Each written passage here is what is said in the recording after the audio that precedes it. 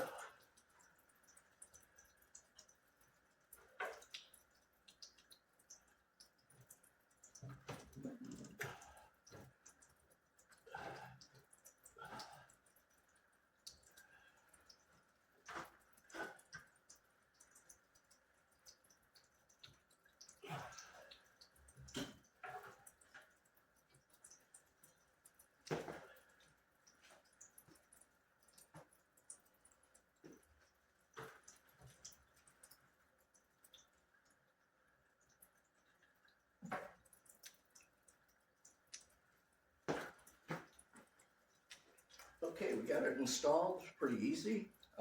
Just gotta wait now and see if that shut-off valve leaks. When you're putting on the Teflon tape, make sure you always put it on a clockwise motion, and then that way when you tighten your threads, it'll pull that Teflon tape tighter. And that coat of plumber's putty should make it seal in case the Teflon tape doesn't seal completely by itself. I've used it like that in the past, and I've always had pretty good luck with it. So just to finish up here and show you what I've got, we got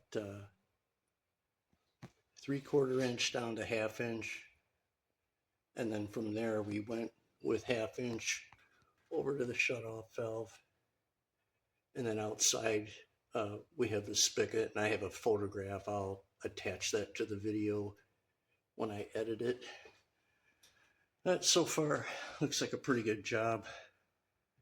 And we'll see if it, I just want to make sure it don't leak. If it does leak, the plan is to remove the PEX tubing from the one side and then take it off and then redo it. Well, hopefully we won't have to do that. You can see here, so far no leaks. All right, the water's turned on now. Don't have any leaks anywhere. And our valve is holding up real well. No leak there. So I think we're good. We'll just leave it at that. And I want to double check that valve outside. I did shut it off, but it was still dripping a little bit, so I want to make sure it shuts off all the way.